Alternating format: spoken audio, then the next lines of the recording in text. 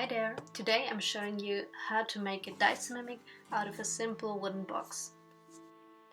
For the interior sculpting of my dice mimic I used air dry clay. Why that is so I will explain in just a minute. First of all, you will need to shape the teeth and the eye for the dice mimic. I only made 12 teeth, so not as much. You can go with as many or as little teeth as you want. If you shape the eye, just make sure to just try it in the box so you see if the size reference is right.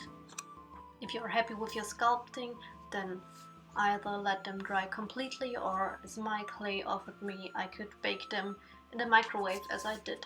If you cannot get your hand on a clay which is air drying and bakeable, just go for only air drying clay. You cannot use any clay which only needs to be baked, because your wooden box where you will sculpt the mimic in will catch on fire if you try to bake it. So stay safe, use air dry clay. Now you can see me flatten out the clay and make kind of like a sheet. I used to line the box bottom with it. Later on you will see me using a different technique. Both of them work just fine. Using the sheet method just will give you a more even thickness of clay.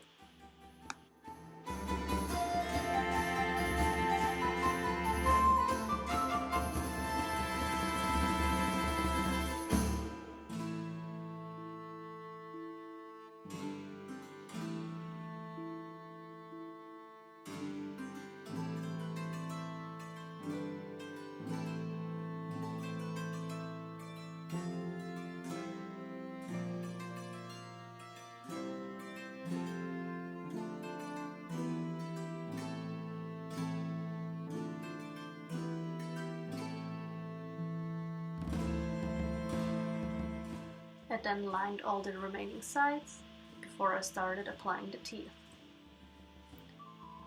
When you do so, make sure you always try to close the lid so your teeth will fit nicely.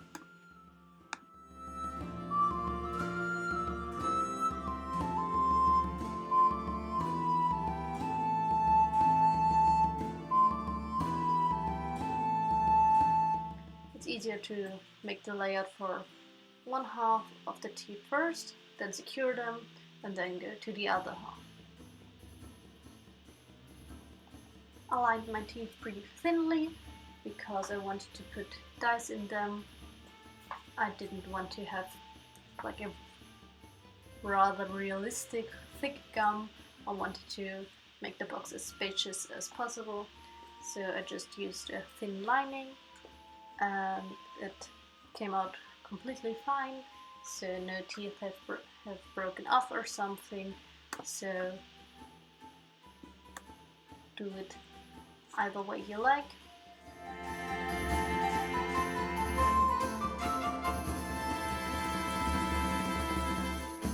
Then I started working on the top half. As a general recommendation, I would tell you not to use too much water when smoothing your clay out, because it will dry up quite a bit if you use water with it, and don't stay the same size as if you used it directly out of the package. So it can lead to some cracks, as it did in my project, but that was not a problem at all. I just filled in the cracks after it dried completely, but I had to let it dry a second time. If you don't have the time or patience for that, I would recommend just smooth it out as best as you can with just a little amount of water. I used then the same technique for the bottom, and then used the same technique for the top as for the bottom, as I placed the teeth. And here especially make sure your teeth fit into each other.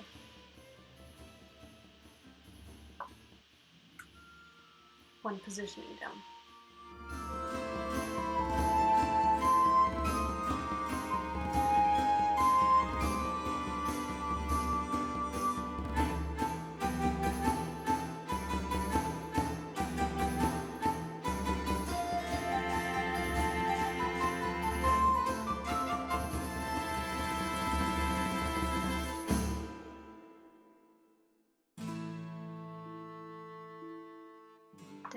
what to add in the eye.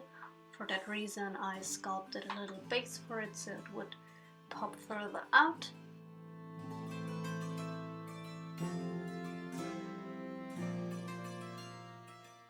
After you put everything in place and smoothed it out, start working on the eyelids. The easiest way to form the lid is to form it in your hand and then put it on and smooth the borders out. That way you will get a smooth and straight ending to your lid.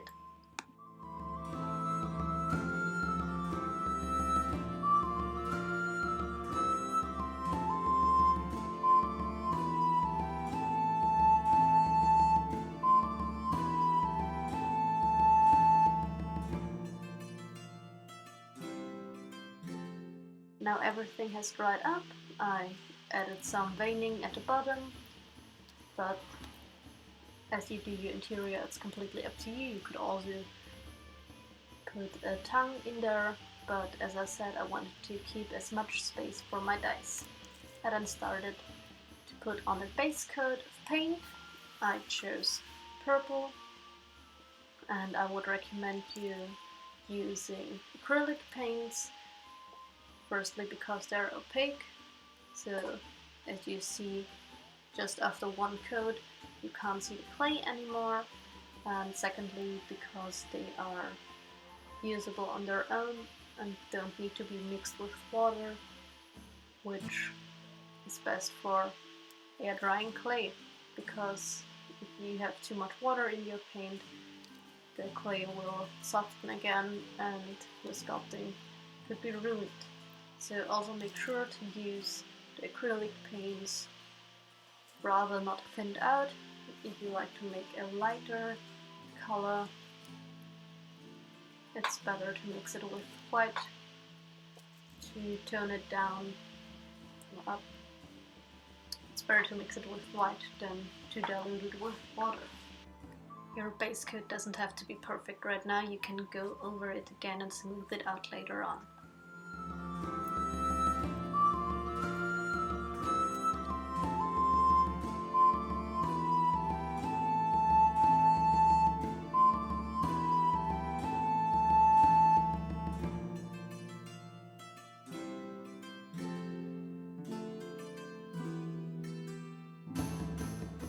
To finish the base coat, paint the borders of your box.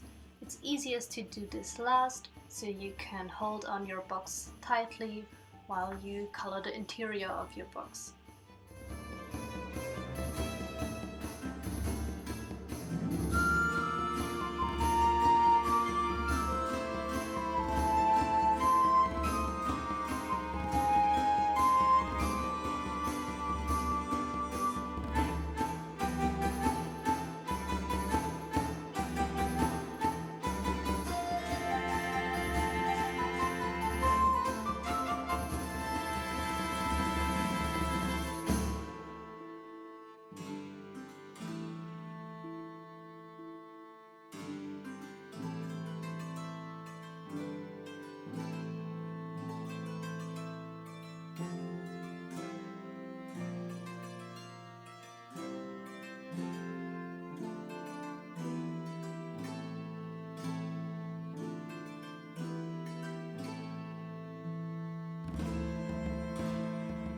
After the base coat was dried, I used a complementary color, in this case light green, to put in the color in the eye and also light up the details around the teeth.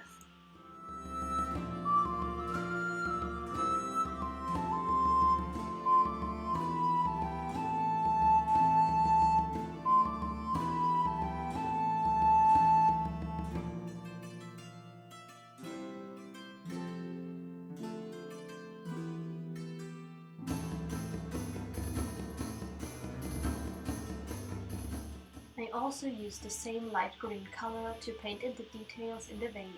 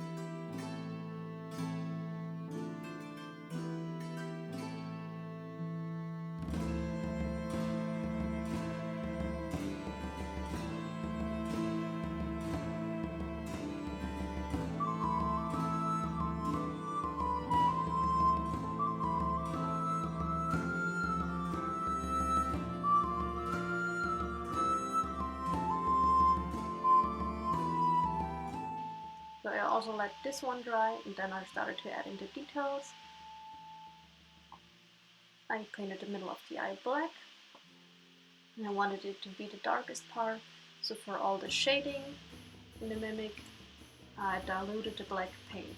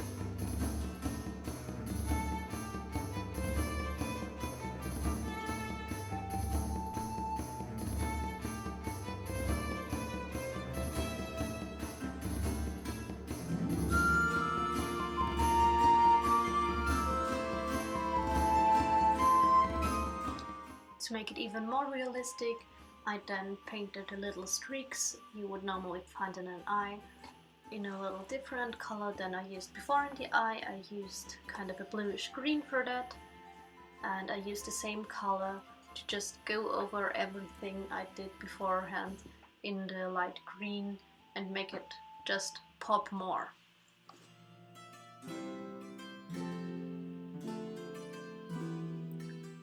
When you're done with everything there, just make sure to coat your white parts in white paint, clean everything up, and if you want to, you can add a second layer of purple paint to make everything look smooth.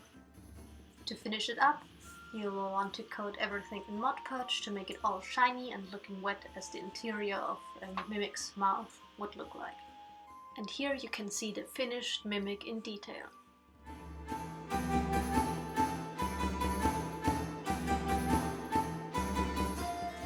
Also in its natural form, holding all our spare dice.